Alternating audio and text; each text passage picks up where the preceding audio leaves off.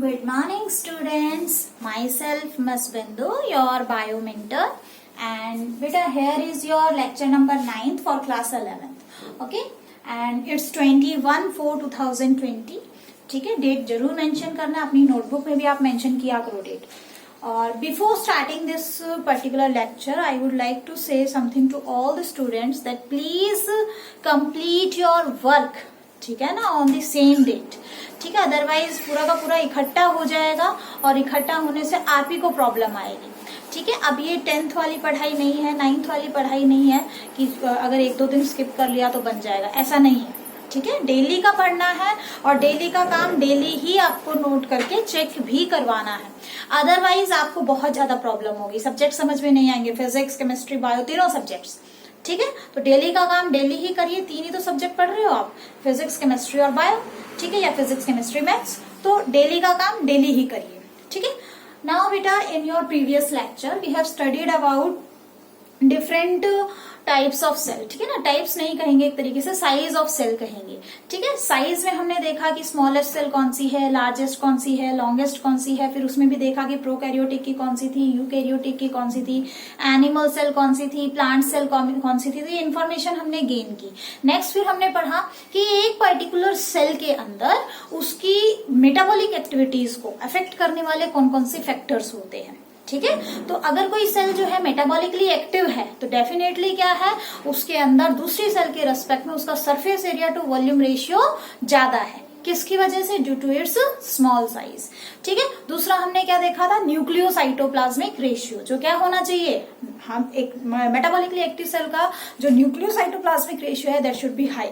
ठीक है, ज्यादा होना चाहिए उसका, न्यूक्लियस का कंटेंट, न्यूक्लियोप्लाज्म ज्यादा होना चाहिए विद रिस्पेक्ट टू साइटोप्लाज्म. यानी कि जो न्यूक्लियस है वो कैसा होना चाहिए, बहुत ज्यादा प्रोमिनेंट होना चाहिए.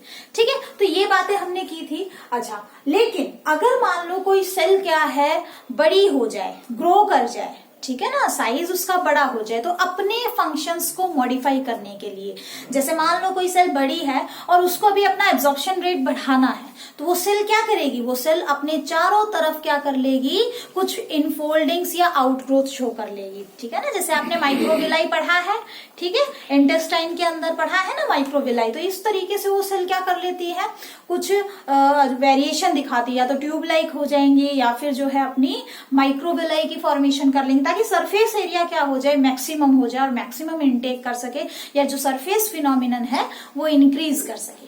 ठीक है, तो देखो ये तो बात थी साइज की. ठीक है, अब हम बात करते हैं कि पर्टिकुलर सेल की शेप कैसी कैसी होती है. ठीक है, और जनरली यहाँ पे जो हम बात करेंगे वो हम एनसीईआरटी का डाटा लेंगे. वैसे तो बहुत सारी शेप है, सभी को यहाँ बताना भी पॉसिबल नहीं है. ठीक है ना, आप अपनी बुक से पढ़ लेना, बहुत ही नॉर्मल सा टॉपिक है. बट यहाँ पे जो आपके एनसीईआरटी में दिया है वो हम बिल्कुल नहीं छोड़ेंगे, वो हम कवर करके चलेंगे. ठीक है ना, तो देखो अगर मैं बात करूँ शेप ऑफ सेल की, ठीक है, shape, different shapes of cell, तो उसमें देखो बेटा, अगर आपकी ह्यूमन आरबीसी की बात की जाए तो आरबीसी का मैंने जो डाटा बताया था साइज का, दैट वाज 7 माइक्रोमीटर. ठीक है, और माइक्रो में 10⁻⁻⁶. ठीक है, 1 माइक्रोमीटर में 10⁻⁻⁶ मीटर होते हैं. तो देखो हमारी जो आरबीसी होती है, ह्यूमन आरबीसी कह लो या मैमेलियन आरबीसी कह लो, ठीक है, हमारी आरबीसी इस तरीके से बाइकनकेव होगी या फिर कैसी होगी, ऐसे ओवल शेप होगी. ठीक है ना, ये जो शेप है दैट इज बाइकनकेव और ये ओवल शेप होगी इस तरीके से. This is human red blood corpuscles. ठीक है, सभी में अलग अलग शेप होती है, वो जब आप डाइवर्सिटी पढ़ेंगे तब हम वहां पे डिटेल से करवाएंगे कि किसकी आरबीसी कैसी होती है. तो मेमेलियन आरबीसी की बात करें तो बाइकनकेव होती है और ओवल होती है. ठीक है, बाइकनकेव तो समझ रहे होगे ना, जैसे मान लो ये जो शेप होती है ये कैसी होती है, जैसे आपकी चम्मच को मैं ऐसे रख दूं, ठीक है, तो ये कनकेव शेप है. और बाइकनकेव क्यों कहा, क्योंकि दोनों सरफेस इसके कैसे हैं, ऐसे. ठीक है, मतलब बीच में से थोड़ी सी दबी हुई है और साइड्स क्या है इसके, मोटे हैं, तो बाइकनकेव दोनों साइड से है. ठीक है ना, तो आरबीसी हमारी बाइकनकेव शेप होती है और या फिर ओवल शेप भी हो सकती है. वहीं अगर बात करें आरबीसी के अलावा कोलुमनर एपिथेलियल सेल्स की, कोलुमनर एपिथेलियल सेल्स कहाँ होते हैं, ये एपिथेलियल सेल्स हैं, सरफेस पे होते हैं. ठीक है ना। और बेसिकली आपने इसके बारे में 9th क्लास में टिश्यू वाले चैप्टर में पढ़ा होगा, एपिथेलियल टिश्यू। ठीक है, तो वहां आपने पढ़ा होगा कि ये सेल कुछ ऐसे इलोंगेटेड से होते हैं, कॉलमनर शेप होते हैं ऐसे करके, ठीक है, लॉन्ग एंड नैरो ऐसे करके, और इनका न्यूक्लियस जनरली इनके बेस पे रहता है। तो ये शेप कैसी हो गई, लॉन्ग हो गई और नैरो हो गई, समझ में आया। वही बात करें आपकी WBCs की, तो WBCs में क्या होता है, देखो आपने अपनी WBCs के बारे में 9th क्लास में पढ़ा होगा। हमारी जो सेल्स होती हैं उनके अंदर ब्लड सेल्स जो होती हैं बेसिकली, ठीक है ना, उसमें जो व्हाइट ब्लड सेल्स होती हैं उनका जो न्यूक्लियस होता है, ठीक है, वो अलग अलग शेप का होता है, अलग अलग टाइप की WBC में। इसको हम डिटेल से वहां पढ़ेंगे जहां आपका ब्लड सेल्स वाला टॉपिक है, ठीक है। तो इस तरीके से इनका जो न्यूक्लियस है वो वेरिएबल होता है। तो इसी के बेस पे इसकी शेप भी क्या होती है, वेरिएबल होती है, ठीक है, इरेगुलर होती है। तो इसीलिए इस टाइप की शेप को, WBC की इस टाइप की शेप को हम क्या कहते हैं, अमोइबॉइड शेप, ठीक है ना। अमीबा जैसे आपने पढ़ा है ना इरेगुलर शेप का होता है, तो ऐसी इसकी क्या है, अमोइबॉइड शेप होती है, ठीक है। वहीं अगर बात की जाए आपके नर्व सेल्स की, ठीक है, आपके नर्व सेल्स की बात की जाए, आपने पढ़ा है ना नर्व सेल्स क्या होती है, किसी भी पर्टिकुलर ऑर्गेनिज्म के अंदर जो उसकी बेसिकली नर्वस सिस्टम जो है, ठीक है, नर्वस सिस्टम की जो स्ट्रक्चरल एंड फंक्शनल यूनिट होती है वो क्या होता है, न्यूरॉन होता है ना। और न्यूरॉन को ही क्या बोल रहे हैं हम, नर्व सेल बोल रहे हैं। तो देखो नर्व सेल आपने कुछ इस तरीके से पढ़ी होंगी, पढ़ी है ना। नर्व सेल इतनी लंबी होती है, आगे से कैसी है, ब्रांच्ड है, इसको हम असेस करके ब्रांच भी बना सकते हैं, काफी लंबी लंबी होती है। तो ये क्या है, आपकी नर्व सेल है, ठीक है ना, समझ में आया। ये ऐसे करके क्या है, आपकी नर्व सेल है। डिटेल से पढ़ेंगे हम स्ट्रक्चर, और कई बार इनके ऊपर ऐसे शीट भी होती है, माइलिन की शीट, अगर आप बनाना चाहो तो बना सकते हो, ठीक है, आपकी NCERT में दिया हुआ है। तो ये सेल कैसी है, अगर हम बात करें आपकी बॉडी के लॉन्गेस्ट सेल की, पढ़ा था एनिमल बॉडी में लॉन्गेस्ट सेल कौन सी होती है, नर्व सेल, ठीक है। तो नर्व सेल कैसी होगी, दिखने में दिखाई दे रहा होगा आपको, इट इज इलोंगेटेड, इलोंगेटेड, ठीक है। और इलोंगेटेड के साथ साथ कैसी होती है, ब्रांच्ड भी होती है, आगे वाला पोर्शन इसका क्या होता है, ब्रांच्ड होता है, ठीक है। इसके अलावा और क्या है यहाँ पे, जैसे शेप की बात करें हम, जो है मीजोफिल सेल, मीजोफिल सेल क्या होती है, मीजोफिल सेल आपने 10th क्लास में पढ़ा होगा, ऐसी प्लांट की सेल जहाँ पे क्लोरोप्लास्ट अबंडेंट अमाउंट में मिलता है। तो वो देखो आपने देखी थी, दो टाइप की थी, पैलिसेड भी होती है और ओवल शेप भी होती है, स्पॉन्जी पैरेन्काइमा, पैलिसेड पैरेन्काइमा, पढ़ा होगा, नहीं पढ़ा है तो कोई बात नहीं, 10th का लेक्चर देख सकते हो, वहां पे मैंने बताया हुआ है, ठीक है ना। तो इस तरीके से ओवल शेप भी हो सकती है, और इनमें अबंडेंट अमाउंट में क्या होगा, क्लोरोप्लास्ट अवेलेबल, न्यूक्लियस तो होता ही होता है, उसके साथ अबंडेंट अमाउंट में क्या मिलेगा, क्लोरोप्लास्ट भी मिलता है, ऐसे करके हो सकता है ये इलोंगेटेड भी हो, ठीक है। जैसे अपर सरफेस पे जो पहली लेयर बनती है दैट इज पैरेन्काइमा में, वो कैसी रहेगी, वो इलोंगेटेड की होती है, नीचे स्पॉन्जी लेयर होती है, बेसिकली फोटोसिंथेसिस के लिए रेस्पॉन्सिबल होते हैं, ठीक है। इसके अलावा देखो अगर हम बात करें ट्रैकेट्स की, ये भी प्लांट की ही सेल है, ट्रैकेट्स की बात करें, पढ़ा होगा ना आपने, जाइलम, वेसल्स और ट्रैकेट्स, और इस तरीके से कंडक्टिंग टिश्यू आपने पढ़े होंगे 9th क्लास के अंदर। वहीं पे हमने जाइलम का एक कंपोनेंट पढ़ा था, ट्रैकेट्स। तो ट्रैकेट्स कुछ इस तरीके से इलोंगेटेड होते हैं, ठीक है, इलोंगेटेड। मीजोफिल सेल हमने ओवल बताई। तो देखो ये डायग्राम आपकी बुक में दिए हुए हैं, अपनी बुक से आप NCERT से बना सकते हो, अदरवाइज मैं नोट्स में दे दूंगी, आपको सेंड कर दूंगी, ठीक है ना। तो ये क्या है, कुछ शेप है, बट जितनी भी सेल मैंने आपको यहाँ पे शो की है, ऑल आर यूकैरियोटिक सेल। अभी आगे हम पढ़ेंगे डिफरेंट टाइप्स ऑफ सेल में, प्रोकैरियोटिक सेल क्या होती है, यूकैरियोटिक सेल क्या होती है, हम we will discuss each and every type of cell, ठीक है। तो ये जो एग्जाम्पल आपको दिए हैं ये आपके NCERT वाले एग्जाम्पल है, ठीक है। कई बार डायरेक्ट क्वेश्चन आ जाता है, बच्चों के ध्यान में नहीं रहता, इसीलिए जो है आपके NCERT का डाटा एटलीस्ट आपको याद होना चाहिए, छोटी से छोटी चीज NCERT की आपको बहुत अच्छे से याद होनी चाहिए, ठीक है। तो ये डिफरेंट शेप ऑफ सेल थी, और अभी जो हमने की है ये किसकी शेप है, ये शेप है जनरली यूकैरियोटिक, एक भी इसमें प्रोकैरियोटिक नहीं है, सब यूकैरियोटिक है, ठीक है। अब देखो बात करते हैं डिफरेंट टाइप्स ऑफ सेल्स की, यानी कि एक पर्टिकुलर सेल जो है उस पर्टिकुलर सेल में क्या क्या वेरिएशंस, मतलब न्यूक्लियर ऑर्गेनाइजेशन के बेस पे अगर देखा जाए, ठीक है ना। अगर हम बात करें टाइप्स ऑफ सेल, ठीक है, और किस बेस पे कर रहे हैं हम, on the basis of on the basis of nuclear organisation, यानी कि न्यूक्लियस कैसा है, ठीक है ना, न्यूक्लियस ऑर्गेनाइजेशन, ठीक है।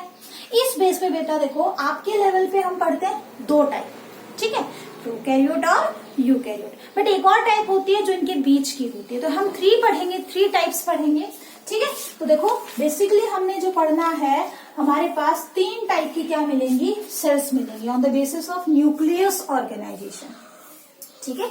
कोई भी सेल हो, चाहे प्रोकैरियोट हो, चाहे यूकैरियोट हो, चाहे कैसा भी सेल हो, उसमें 3 चीजें तो देखो कन्फर्मली मिलेगी ही मिलेगी।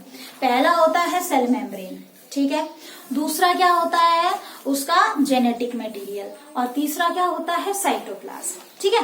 तो अभी हमें जो वेरिएशन देखनी है वो किस बेस पे हम वेरिएट कर रहे हैं, on the basis of nucleus, उसका जेनेटिक मटेरियल किस टाइप का है, समझ में आ रही है बात, ठीक है, उसका जेनेटिक मटेरियल किस टाइप का है। तो देखो बेसिकली हमारे पास एक तो होता है प्रोकैरियोटिक सेल, ठीक है, और ऐसे ऑर्गेनिजम्स को हम प्रोकैरियोट्स बोलते हैं, जो प्रोकैरियोटिक सेल की कैटेगरी में आते हैं। ऐसे ऑर्गेनिज्म जिसमें प्रोकैरियोटिक सेल होते हैं उनको हम क्या बोलते हैं, प्रोकैरियोट्स बोलते हैं। दूसरे टाइप के जो सेल होते हैं दैट इज मीजोकैरियोटिक सेल, ठीक है, मीजोकैरियोटिक सेल, इसको हम बाद में डिस्कस करेंगे। और तीसरा जो है that is eukaryotic cell, eukaryotic cell, समझ में आया, ठीक है। तो हमारे पास 3 डिफरेंट टाइप्स के सेल हैं, prokaryotic cell, eukaryotic cell and mesokaryotic cell. अब देखो नाम कैसे रखे गए हैं, देखो समझोगे तो चीजें आसान है, अदरवाइज आपके लिए ही क्या हो जाएंगी, डिफिकल्ट हो जाएंगी। तो देखो प्रो का मतलब प्रिमिटिव, पहले बनने वाला, ठीक है, और कैरियो वर्ड जहां पे भी आपको दिखाई दे इसका मतलब क्या होता है, न्यूक्लियस, यानी कि ये जो प्रोकैरियोटिक सेल होते हैं ये बिफोर न्यूक्लियस, यानी कि एक ऑर्गेनाइज्ड न्यूक्लियस बनने से पहले जो ऑर्गेनिज्म बने थे, ठीक है, उनको क्या बोलते हैं हम, प्रोकैरियोटिक ऑर्गेनिज्म या प्रोकैरियोटिक सेल कहेंगे, ठीक है। जनरली क्या, हमेशा ही, कोई एक्सेप्शन नहीं है इसका, जो प्रोकैरियोटिक सेल होते हैं वो यूनिसेलुलर होते हैं, एक ही सेल से बनते हैं। आज हमने ये प्रोकैरियोटिक सेल ही पढ़ना है, ठीक है। तो देखो यहाँ की मेन बात क्या है, यहाँ पे न्यूक्लियर मेम्ब्रेन इज एब्सेंट, ठीक है, न्यूक्लियर मेम्ब्रेन यहाँ पे एब्सेंट होती है, जेनेटिक मटेरियल नेक्ड होता है डायरेक्टली साइटोप्लाज्म। मान लो ये सेल है आपका, तो जेनेटिक मटेरियल ऐसे डायरेक्टली किसमें पड़ा हुआ है, साइटोप्लाज्म के अंदर डायरेक्ट है, इसके चारों तरफ कोई न्यूक्लियस नहीं है। दूसरा देखो, जब हम इसकी ऑर्गेनाइजेशन करते हैं, न्यूक्लियस की ऑर्गेनाइजेशन करते हैं, तो कुछ बेसिक प्रोटीन्स होते हैं। डीएनए जो है वो निगेटिवली चार्ज होता है, क्यों होता है, कैसा होता है, वो 12th में पढ़ाएंगे, पूरा स्ट्रक्चर आपको करवाएंगे, ठीक है ना। और इसको बाइंड करने के लिए, पूरे जेनेटिक मटेरियल को इकट्ठा एक साथ करने के लिए क्या होता है, कुछ बेसिक प्रोटीन्स होते हैं, ठीक है। और वो बेसिक प्रोटीन्स कौन से होते हैं, हिस्टोन प्रोटीन्स होते हैं। लेकिन अगर हम बात करें प्रोकैरियोट्स की, तो यहाँ पे हिस्टोन प्रोटीन, ये जो बेसिक प्रोटीन्स हैं, ठीक है ना, आर एब्सेंट, समझ में आया, ठीक है, हिस्टोन प्रोटीन्स आर एब्सेंट, ठीक है। अब देखो न्यूक्लियर मेम्ब्रेन भी नहीं है और कोई हिस्टोन प्रोटीन नहीं है, इसकी जगह प्रोटामीन्स होते हैं। जब हम जेनेटिक मटेरियल ऑफ प्रोकैरियोट्स करेंगे वहां इसको डिटेल से करेंगे। फिलहाल के लिए बस ये देखो कि प्रोकैरियोट, मीजोकैरियोट और यूकैरियोट में बेसिक डिफरेंस क्या है, तो इसको डिटेल से पढ़ेंगे। प्रोकैरियोट यूकैरियोट को हम पूरा डिटेल से करेंगे, समझ में आ रही है बात, ठीक है ना। तो डोंट गेट कंफ्यूज, बस एक बेसिक डिफरेंस यहाँ पे देखो कि बेसिक डिफरेंस है क्या। तो बेसिक डिफरेंस ये समझ में आया कि ना तो चारों जेनेटिक मटेरियल के चारों तरफ क्या है, कोई न्यूक्लियर मेम्ब्रेन है और ना ही कोई हिस्टोन प्रोटीन है। लेकिन अगर हम बात करें यूकैरियोटिक सेल की, तो यहाँ पे क्या होगा, न्यूक्लियर मेम्ब्रेन प्रेजेंट होगी, ठीक है, न्यूक्लियर मेम्ब्रेन भी प्रेजेंट होगी around the genetic material, plus यहाँ पे क्या होगा, histone proteins are also present, ठीक है। मान लो ये सेल है और सेल के अंदर इस तरीके से चारों तरफ क्या होगा, न्यूक्लियर मेम्ब्रेन होगी, ऐसे पूरा वेल ऑर्गेनाइज्ड न्यूक्लियस होगा और उसके अंदर जेनेटिक मटेरियल है जिसमें फिर न्यूक्लियोप्लाज्म भी होगा, भरा हुआ होगा। तो एक वेल ऑर्गेनाइज्ड न्यूक्लियस है, यहाँ वेल ऑर्गेनाइज्ड न्यूक्लियस नहीं है। समझ में आया? ठीक है। तो अगर हम बात करें किसकी, यूकैरियोटिक सेल की, तो यूकैरियोटिक सेल में न्यूक्लियर मेम्ब्रेन भी होगी और हिस्टोन प्रोटीन्स भी होंगे। बट अगर हम बात करें मीजोकैरियोटिक सेल की, ठीक है, तो मीजोकैरियोटिक सेल, मीजो वर्ड का मतलब इन बिटवीन, और कैरियोन्यूक्लियस के लिए यहाँ क्या होता है, न्यूक्लियर मेम्ब्रेन तो प्रेजेंट होगी, ठीक है, न्यूक्लियर मेम्ब्रेन तो प्रेजेंट होगी, लेकिन जो हिस्टोन प्रोटीन है, ठीक है ना, ये क्या होते हैं, एब्सेंट होते हैं। समझ में आया? तो इन दोनों के बीच का एग्जाम, बीच की कंडीशन है ये, और ये कंडीशन जनरली किसमें मिलती है, केवल एक ही एग्जांपल है ये जो है एल्गी का, दैट इज डाइनोफ्लैजिलेट। डाइनोफ्लैजिलेट, ठीक है। डाइनोफ्लैजिलेट्स क्या होते हैं ये हम डाइवर्सिटी में पढ़ेंगे, बस फिलहाल के लिए नाम याद कर लो, इसको हम डिटेल से करेंगे, डाइनोफ्लैजिलेट्स एल्गी क्या होती है, ठीक है। तो डाइनोफ्लैजिलेट्स के अंदर जो न्यूक्लियस की कंडीशन होती है दैट इज मीजोकैरियोटिक कंडीशन, ठीक है, समझ में आया? ठीक है ना। इसके अलावा अगर हम कुछ का डाटा देखें, आपसे अगर कोई पूछ ले कि प्रोकैरियोटिक टर्म, ठीक है, prokaryotic and eukaryotic term, eukaryotic term, karyotic term किसने दी थी, समझ में आया? ठीक है। तो अगर हम बात करें प्रोकैरियोटिक टर्म और यूकैरियोटिक टर्म की, तो डॉटरी नाम के साइंटिस्ट थे, डॉटरी, ठीक है, इन्होंने ये टर्म दी थी। और अगर आपसे कोई पूछ ले कि मीजोकैरियोट्स के बारे में, मीजोकैरियोटिक टर्म जो है वो किसने दी थी, ठीक है ना, ये टर्म किसने दी थी, डॉज नाम के साइंटिस्ट थे, उन्होंने हमें बताया था। आगे बात समझ में? ठीक है। तो ये सारी बातें किसके बारे में थी, डिफरेंट टाइप्स ऑफ सेल, ठीक है। अब हम डिटेल से क्या पढ़ना स्टार्ट करेंगे आज, प्रोकैरियोटिक सेल, ठीक है। बहुत ही लेंदी है प्रोकैरियोटिक सेल, और देखो आगे चल के जब हम डाइवर्सिटी पढ़ेंगे, ऐसा नहीं है आपने नहीं पढ़ी है, 9th क्लास में आपने डाइवर्सिटी पढ़ी होगी और थोड़ी बहुत नॉलेज आई थिंक अभी आपको होगी, ठीक है। फिर भी मैं बेसिक से स्टार्ट करूंगी। देखो आपने पढ़ा है डाइवर्सिटी के अंदर 5 किंगडम्स पढ़े हैं ना। 5 किंगडम में पहला किंगडम क्या था, मोनेरा, फिर आपने पढ़ा प्रोटिस्टा, फिर आपने पढ़ा होगा फंजाई, ठीक है। उसके बाद फिर आपने क्या पढ़ा, प्लांटी एंड देन एनिमेलिया। ये 5 किंगडम पढ़े हैं ना, पढ़े होंगे आई थिंक, ठीक है। और देखो इसमें जो पहला किंगडम है मोनेरा, ठीक है, मोनेरा में हम क्या करते हैं, जितने भी प्रोकैरियोट्स हैं, चाहे प्लांट हो चाहे एनिमल हो, प्लांट एनिमल का कोई कॉन्सेप्ट आता ही नहीं है, क्योंकि प्रोकैरियोट्स के अंदर बेसिकली अगर हम देखें जितने भी यूनिसेलुलर हैं, ठीक है, यूनिसेलुलर प्रोकैरियोटिक, ठीक है, वो मोनेरा के अंदर आते हैं। तो देखो यहाँ पे मैं जो आपको स्ट्रक्चर समझाऊंगी वही स्ट्रक्चर आपको मोनेरा में भी करना है, ठीक है। तो बेटर है कि हम उस टॉपिक को यहीं कवर कर ले। देखो बहुत सारे चैप्टर्स हैं जो इंटरलिंक्ड हैं, ठीक है ना। तो मोनेरा वाला पार्ट हमारा यही हो जाएगा। कुछ चीजें थोड़ी बहुत अलग हैं, वो हम जब मोनेरा पढ़ेंगे तब आपको समझा देंगे, ठीक है। जैसे कुछ एग्जांपल्स हैं, बहुत सारी चीजें हैं, ठीक है। बट एक बेसिक स्ट्रक्चर अगर हम बात करें किसी प्रोकैरियोटिक सेल का, ठीक है, तो कैसा होता है। तो देखो today we are going to study about prokaryotic cell, prokaryotic cell, ठीक है। तो देखो सबसे पहली बात हमें क्या बतानी है प्रोकैरियोटिक सेल के अंदर, कि प्रोकैरियोटिक सेल में क्या होता है, वेल ऑर्गेनाइज्ड, क्योंकि नाम से ही लिखेंगे हम, वेल ऑर्गेनाइज्ड न्यूक्लियस क्या होगा, यहाँ पे एब्सेंट होगा, ये साइन एब्सेंट का -n और +n प्रेजेंट का, ठीक है। तो वेल ऑर्गेनाइज्ड न्यूक्लियस क्या होता है, यहाँ पे एब्सेंट होता है, that's why they are known as prokaryotes. जैसे ही प्रोकैरियोट्स आए, ये बात आपके माइंड में क्लिक कर जानी चाहिए कि well defined nucleus is absent, कोई हिस्टोन प्रोटीन भी नहीं होगा, ठीक है। और जनरली इसके अंदर अगर हम एग्जाम्पल की बात करें, जनरल एग्जाम्पल की बात करें, स्पेसिफिक तो आपको करवाएंगे ही करवाएंगे, बट जनरल एग्जाम्पल की बात करें, ठीक है, तो यहाँ पे बेसिकली क्या आएगा, जनरल एग्जाम्पल के अंदर हम बैक्टीरिया को काउंट करते हैं, जितने भी बैक्टीरिया हैं सारे के सारे प्रोकैरियोट्स में आते हैं, ठीक है। इसके अलावा ब्लू ग्रीन एल्गी, ठीक है, ब्लू ग्रीन एल्गी जिसको साइनोबैक्टीरिया बोलते हैं, ठीक है ना, वो भी इसी कैटेगरी में आते हैं। ठीक है, समझ में आया। अब देखो, अभी अभी मैंने आपको बताया कि ये क्या है, they are placed in kingdom Monera. ठीक है, जितने प्रोकैरियोट्स हैं सारे के सारे किसमें आएंगे, मोनेरा के अंदर आएंगे। ठीक है, चाहे वो फोटोसिंथेटिक हो या नॉन फोटोसिंथेटिक हो, एवरी टाइप ऑफ प्रोकैरियोट, जितने प्रोकैरियोट है, पूरा किंगडम ही किसके लिए है, ये प्रोकैरियोट्स के लिए है। तो समझ में आया। ठीक है, तो इनको जनरली हम कौन से किंगडम में रखते हैं, मोनेरा।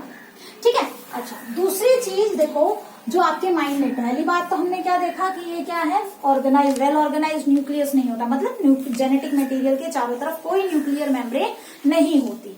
ठीक है, ऐसे जेनेटिक मटेरियल को हम न्यूक्लियोइड बोलते हैं। करवाऊंगी मैं अभी आगे आपको, डिटेल से करवाएंगे। ठीक है, इसके बाद इनके अंदर क्या होता है, यूनिट मेम्ब्रेन सिस्टम होता है। अब ये यूनिट मेम्ब्रेन सिस्टम क्या है, देखो बेटा 9th क्लास में आपने थोड़ा बहुत पढ़ा होगा प्रोकैरियोट और यूकैरियोट के बारे में, और हमने पढ़ा कि यूकैरियोटिक सेल में क्या होता है, कुछ सेल ऑर्गेनल ऐसे हैं जहां पे आपको डबल मेम्ब्रेन दिखाई देगी। ठीक है, जैसे माइटोकॉन्ड्रिया है, प्लास्टिड्स हैं, न्यूक्लियर मेम्ब्रेन भी डबल मेम्ब्रेन होती है, ऐसे। बट यहाँ पे अगर हम बात करें, ठीक है, सारी क्या है, यूनिट मेम्ब्रेन है, सिंगल मेम्ब्रेन है। समझ में आया। ठीक है, और सिंगल मेम्ब्रेन है, और जो मेम्ब्रेन बाउंड सेल ऑर्गेनल्स हैं वो यहाँ पे एब्सेंट होते हैं। चाहे माइटोकॉन्ड्रिया है, चाहे आपका गोल्जी बॉडीज है, चाहे आपके लाइसोसोम्स हैं, chloroplast, every type of cell organelle is absent. ठीक है, वो तो हम साइटोप्लाज्म में करेंगे डिटेल से। ठीक है ना। अब देखो, अगर इनके लाइफ की बात करें, देखो they are the most primitive, सबसे पहले आने वाले, most primitive and most primitive as well as जो है सिंपलेस्ट ऑर्गेनिज्म। ठीक है, सबसे सिंपल टाइप के ऑर्गेनिज्म अगर कोई है तो वो कौन से हैं, प्रोकैरियोटिक ऑर्गेनिज्म ही होते हैं, प्रोकैरियोट्स ही होते हैं। समझ में आया। ठीक है, अब देखो इनकी जो लाइफ मोस्ट प्रिमिटिव क्यों कहा, क्योंकि सबसे पहले जो बनने वाले सेल्स थे, ठीक है ना, वो प्रोकैरियोट की ही ऑर्गेनाइजेशन हुई थी। That was near about 3.5 billion years ago. ठीक है, काफी साल पहले जो है प्रोकैरियोट्स की डेवलपमेंट हुई थी। समझ में आया। ठीक है, तो देखो इनकी अगर एक साइज रेंज देखें, हम साइज रेंज देखें तो जनरली 1 से 10 माइक्रोमीटर होगी, 1 से 10 माइक्रोमीटर होगी। ठीक है, इसी के बीच में आपके माइकोप्लाज्मा आ गए, इसी के बीच में आपके बैक्टीरिया आ गए, बहुत सारी चीजें जो है इसी रेंज में आ जाती है। तो अगर आपसे कोई पूछे कि प्रोकैरियोट्स कैसे होते हैं, बहुत ही छोटे होते हैं साइज में। समझ में आया। और इनकी रेंज क्या है, नियर अबाउट 1 to 10 माइक्रोमीटर की जो रेंज होती है वो इनकी रेंज है। ठीक है, अब देखो अगर बात करें शेप की, बहुत इंपॉर्टेंट है शेप, जो है आपको पता होनी चाहिए। आपकी एनसीईआरटी में 4 बेसिक शेप दे रखी है। ठीक है, तो हम 4 को ही डिस्कस करेंगे, ज्यादा डीप नहीं जाएंगे, क्योंकि बेसिकली जो देखा जाता है बेसिक लेवल पे 4 ही शेप होती है।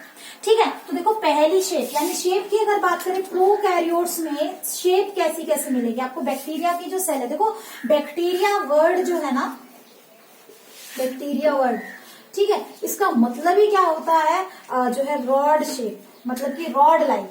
ठीक है, और रॉड लाइक जो ऑर्गेनिज्म है उसी के लिए वर्ड हमने बैक्टीरिया स्टार्ट किया था।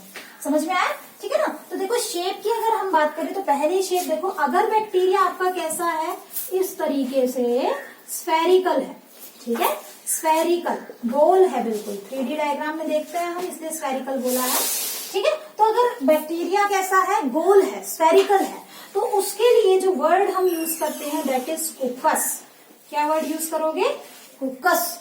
ठीक है, अब देखो अगर एक बैक्टीरिया अकेले रह रहा है और स्फेरिकल है, ठीक है, तो क्या लिखेंगे, मोनोकुकस, मोनोकुकस। ठीक है, दूसरा अगर ये एक दूसरे के साथ ऐसे दो हो, ऐसे, तो अब इसको क्या बोल दोगे, डिप्लोकुकस। 2 बैक्टीरिया है, दोनों स्फेरिकल है और एक कॉलोनी 2 भी एक साथ है, तो डिप्लोकुकस बैक्टीरिया। ठीक है, और अगर ये ऐसे इस तरीके से चेन बना रहे हैं, ऐसे ऐसे चेन में अवेलेबल हो ऐसे करके, ठीक है। तो इसको क्या बोलेंगे, स्ट्रेप्टोकूकस, स्ट्रेप्टोकूकस, ठीक है। आगे बात समझ में। और अगर ये क्या है, ऐसे बिल्कुल एक बंच की फॉर्म में है, जैसे अंगूर के गुच्छा होता है ना, अंगूर का गुच्छा जिसको बोलते हैं, बंच ऑफ ग्रेप्स बोलते हैं, तो जब ये इस तरीके से है, बंच में है, गुच्छे में है, तो इसको क्या बोलेंगे, स्टेफाइलोकूकस। कुकस स्फेरिकल के लिए, स्टेफाइलो वर्ड हमेशा ग्रुप के लिए है, ठीक है। आगे समझ में। तो इस तरीके से ये क्या है, स्फेरिकल शेप होगी। बट अगर हम बात, तो पहली शेप क्या हुई, स्फेरिकल।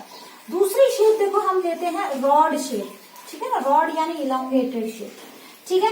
और इसके अंदर देखो, इस रॉड शेप का जो बायोलॉजिकल टर्म हम यूज करेंगे, वो क्या यूज करोगे, बैसिलस। कौन सी, बैसिलस, ठीक है। अब वही सेम, अगर एक इस तरीके से है, सिंगल एक ही सेल रह रही है, क्या बोलोगे, मोनोबैसिलस। जैसे आपके लैक्टोबैसिलस बैक्टीरिया का नाम सुना है ना, लैक्टो में कर्ड के अंदर जो बैक्टीरिया होते हैं, लैक्टोबैसिलस, यानी कि मिल्क में मिलते हैं, लैक्टो आ गया, और बैसिलस क्या है, वो रॉड शेप है, ठीक है। वहीं अगर ये जो है इस तरीके से दो बैक्टीरिया एक साथ रह रहे हैं, तो क्या बोलोगे, डिप्लोबैसिलस, ठीक है। वहीं अगर ये ऐसे चेन बना रहे हैं, तो चेन की फॉर्म में है, बहुत सारे बैक्टीरिया हैं और वो चेन की फॉर्म में एग्जिस्ट कर रहे हैं, ठीक है, इस तरीके से, तो इसको क्या बोलोगे, स्ट्रेप्टोबैसिलस, ठीक है। और अल्टीमेटली यहाँ पे हम बंच की बात नहीं करते हैं, क्योंकि ये रॉड शेप है, तो जब ये इकट्ठे ग्रुप में होते हैं, तो ये इस तरीके से एक के ऊपर दूसरे इकट्ठे हो जाते हैं। और इस शेप को क्या बोलते हैं, क्लोरोप्लास्ट में पढ़ी होगी इस टाइप की शेप, इसको क्या बोलते हैं, पैलिसेड, पैलिसेड बैसिलस। समझ में आया, क्या बोलेंगे, पैलिसेड बैसिलस, ठीक है। तो इस तरीके से ये बैसिलस की अलग अलग वेरिएशन है, ठीक है ना। इसके अलावा देखो तीसरी शेप जो हम देखते हैं, दैट इज कॉमा शेप, ठीक है, कॉमा शेप। बेटा ये सारी बातें आपकी एनसीईआरटी में लिखी हुई है, एनसीईआरटी की रीडिंग जरूर मारा करो, ठीक है ना। अदरवाइज जो यहाँ पढ़ा रहे हैं, ऑल इज वेस्ट, ठीक है ना। NCERT is very necessary for all of you, ठीक है। तो कॉमा शेप को हम जो बायोलॉजिकल टर्म बोलते हैं, दैट इज विब्रियो शेप। कौन सी बोलोगे, विब्रियो शेप, ठीक है। जैसे आपने एक बैक्टीरिया का नाम सुना होगा, विब्रियो कॉलेरी, सुना है ना। तो विब्रियो कॉलेरी, कॉलेरा जिससे होता है, कॉलेरी, ठीक है, ये बैक्टीरिया का नाम है, एग्जाम्पल है इसका, विब्रियो शेप का, ठीक है। इसके अलावा अगर हम बात करें, फोर्थ शेप जो होती है, दैट इज स्पाइरिलियम। स्पाइरिलियम, स्पाइरिलियम का मतलब स्पाइरल की तरह, इस तरीके से स्पाइरल की फॉर्म में बैक्टीरिया होगा, ठीक है। और हो सकता है, जैसे यहाँ पे क्या होता है, इस तरीके से एक फ्लैजिला भी होता है, तो हो सकता है इसके जो एंड्स हैं, उस एंड्स पे कुछ फ्लैजिला हो, तो इस शेप को हम बोलते हैं, ये जो स्पाइरल शेप होती है, उसको क्या बोलते हैं, स्पाइरिलियम शेप बोलते हैं। समझ में आया, ठीक है। So these are different shapes of particular prokaryotic cell, ठीक है। और जो टर्म बैक्टीरिया थी, टर्म बैक्टीरिया किसने दिया था, हेरेनबर्ग ने दिया था, हेरेनबर्ग ने, ठीक है, जिसका मतलब लिटिल रॉड होता है, अभी बताया था आपको, ठीक है। अब देखो, ये तो बात थी अलग अलग, मतलब बेसिक शेप की बात प्रोकैरियोट्स में। यूकैरियोट्स में हमने शेप अभी पढ़ी थी कि नहीं पढ़ी, ठीक है। तो देखो अब आगे जो हमें करना है कि बैक्टीरिया जो है, जो प्रोकैरियोट्स हैं बेसिकली, इनके अंदर किस टाइप का इनका स्ट्रक्चर होता है। एक प्रोकैरियोटिक सेल की अगर हम बात करें, तो वो किस टाइप का सेल होता है, ठीक है। ये शेप अच्छे से याद कर लेना, देखो रटने वाली कोई बात नहीं है। स्फेरिकल है तो कुकस, और अगर लॉन्ग है, इलोंगेटेड है, रॉड शेप है तो बैसिलस, फिर स्पाइरल शेप है तो स्पाइरिलियम, और इसके अलावा अगर बात करें किसकी, जो है आपके कौन सा बच गया, एक विब्रियो, कॉमा शेप, ठीक है। अब देखो कुछ बैक्टीरिया ऐसे होते हैं जिनके अंदर बेसिकली क्या होता है, जो है शेप वेरिएबल होती है, और इस टाइप के बिहेवियर को हमने बताया था प्लूरोमोर्फिक बिहेवियर। ये नोट में आप याद कर सकते हो, ठीक है ना। कुछ बैक्टीरिया ऐसे होते हैं जिनको बोलते हैं प्लूरोमोर्फिक बैक्टीरिया। क्या मतलब है, जिनकी शेप फिक्स नहीं होती, जिनकी शेप चेंज करती रहती है according to conditions, according to environment. समझ में आया, उनको क्या बोलते हैं, प्लूरोमॉर्फिक बैक्टीरिया। मैंने नोट्स में सारा लिखा हुआ है, पढ़ोगे तो समझ में आ जाएगा, ठीक है ना। और इसका एग्जाम्पल है बैसिलस यानी कि कैसे हो गए रोड शेप, ठीक है। बैसिलस रेडिसिकोला, ठीक है, ये प्लूरोमॉर्फिक बैक्टीरिया का एग्जांपल है। आपको मैंने नोट्स में मेंशन किया है, ठीक है, वहां से आप देख सकते हो। समझ में आया, ठीक है। अब देखो प्रोकैरियोट्स जो होते हैं, ये लाइन जो मैं बोल रही हूँ दैट इज एनसीईआरटी लाइन, ठीक है, एनसीईआरटी में दिया हुआ। उनका मेन कैरेक्टर क्या है, they are generally smaller than eukaryotes. इनका साइज यूकैरियोटिक सेल से क्या होता है, छोटा होता है, प्लस इनका जो रिप्रोडक्टिव रेट है, मल्टीप्लाई करने का जो रेट है, बहुत ज्यादा फास्ट होता है, ठीक है। तो अगर हम बात करें किसकी, प्रोकैरियोटिक सेल की, तो they are smaller in size, ठीक है, with respect to eukaryotic cell, plus they have very rapid rate of multiplication, they have very high reproductive rate. समझ में आया, ठीक है। अब देखो ये जो डाटा मैं आपको दे रही हूं, ये एनसीईआरटी का डाटा है, ठीक है। एनसीईआरटी में डायग्राम बना हुआ है और उस डायग्राम के नीचे जो है एक वेरिएशन लिखी हुई है, साइज की वेरिएशन, अलग अलग टाइप के सेल की। जैसे अगर हम बात करें एक टिपिकल यूकैरियोटिक सेल की, ठीक है, तो इसकी साइज क्या होगी, यूकैरियोटिक सेल की जो साइज है वो प्रोकैरियोट से ज्यादा होती है। जैसे हमने प्रोकैरियोट्स में साइज क्या पढ़ी थी, 1 से 10 माइक्रोमीटर, और 10 से ज्यादा 20 के बीच में, ठीक है ना। तो यानी कि 10 से ज्यादा होगा 10 to 20 माइक्रोमीटर।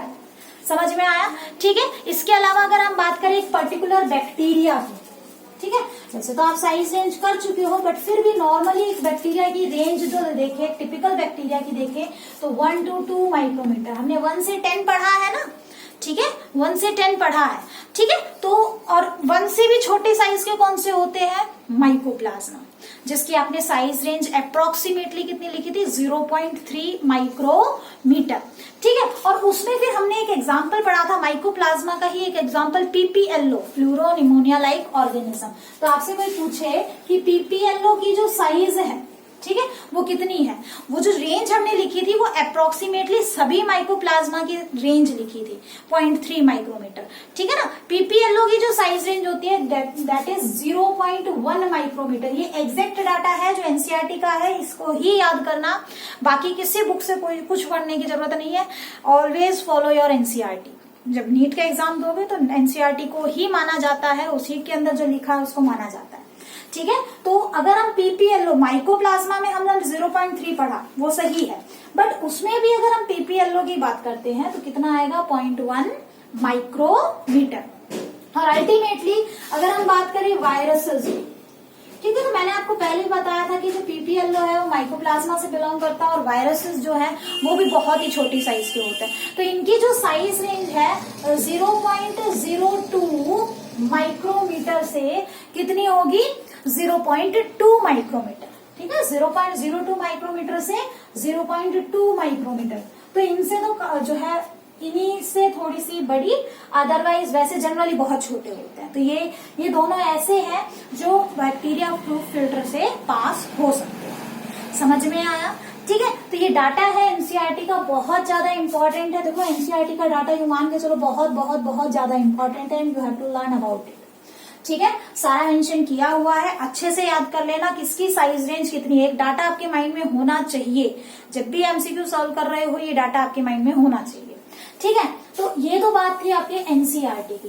बट अगर हम बात करें किसके, एक प्रोकैरियोटिक सेल के स्ट्रक्चर की बात करें, ठीक है ना। अब हमें डिटेल से प्रोकैरियोटिक सेल का स्ट्रक्चर पढ़ना है। आज के लेक्चर में तो खैर नहीं हो पाएगा, बट कुछ पोर्शन हम आज कवर करेंगे, कुछ पोर्शन हम कल कवर कर लेंगे, तब जाके हमारा प्रोकैरियोटिक सेल कंप्लीट होगा, ठीक है। तो एक प्रोकैरियोटिक सेल का अगर हम स्ट्रक्चर देखें, बेसिकली उसका जो स्ट्रक्चर है वो कैसा होगा एक प्रोकैरियोटिक, क्योंकि हमने सिर्फ अभी जनरल डिस्टिंक्शन किया है प्रोकैरियोटिक, मेसोकैरियोटिक और यूकैरियोटिक का, ठीक है। अब डिटेल से पढ़ते हैं। देखो कोई भी सेल हो, चाहे प्रोकैरियोट हो चाहे यूकैरियोट, उसमें 3 चीजें तो होंगी ही होंगी, मैंने आपको पहले भी बताया था। कैसा भी सेल हो, 3 चीजें तो उसमें क्या होती है, डेफिनेटली मिलती है। पहला उसके सेल की एनवेलप, है ना,